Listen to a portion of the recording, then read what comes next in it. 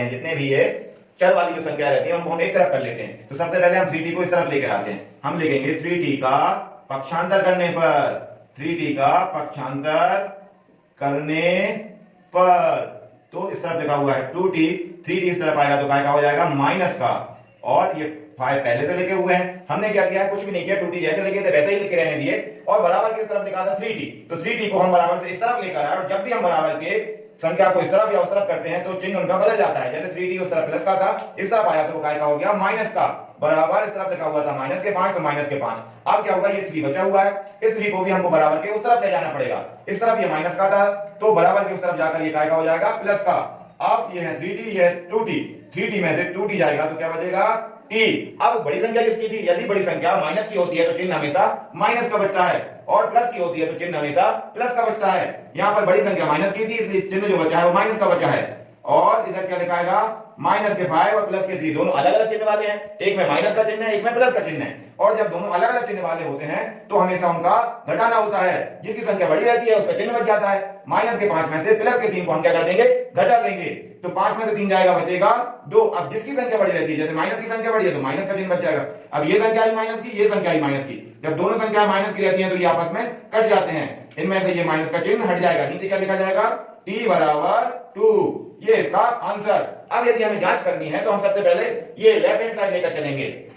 Left hand side मतलब दायां पक्ष, लेफ्ट हैंड साइड में है हमारे पास 2t और माइनस में 3, तो 2 की जगह 2, 3 की जगह हम कितना लिख देंगे 2, क्योंकि t की जगह कितना आ गया था 2, और माइनस 3 का 3, 2 दूनी होता है 4 माइनस 3, 4 में से 3 जाएगा बचेगा 1। अब हम क्या करेंगे, राइट हैंड साइड से इस तरफ वाले से करेंगे। इस तरफ क्या दिया हुआ है 3t माइनस 5, 3t माइनस 5, 3 की जगह 3, t की जगह 2 और माइनस 5 की जगह 5, ठीक है। अब 2 का पहाड़ा 3 बार पढ़ेंगे, 2 3 कितना होता है 6, माइनस 5 के 5, 6 में से 5 जाएगा क्या बचेगा 1, इस तरफ भी हमारा आ गया 1, इस तरफ भी आ गया हमारा 1, मतलब हमारा सवाल सही है।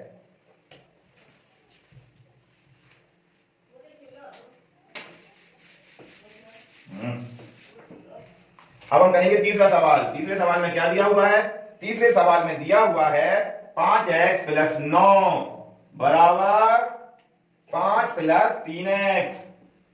हम क्या करेंगे, x x वाली संख्याओं को एक तरफ कर लेंगे, तो हम लिखेंगे 3x का पक्षांतर करने पर, पक्षांतर करने पर, इस तरफ लिखा हुआ था 5x, अब 3x इस तरफ आएगा, तो जब भी हमने आपको बताया था कि प्लस वाली संख्या बराबर किस तरफ आती है तो वो काय की हो जाती है माइनस की। ये 5 जैसे के तैसे लिखे रहेंगे, प्लस का 9 था इस तरफ तो बराबर की उस तरफ जाएगा तो ये काय का हो जाएगा माइनस का।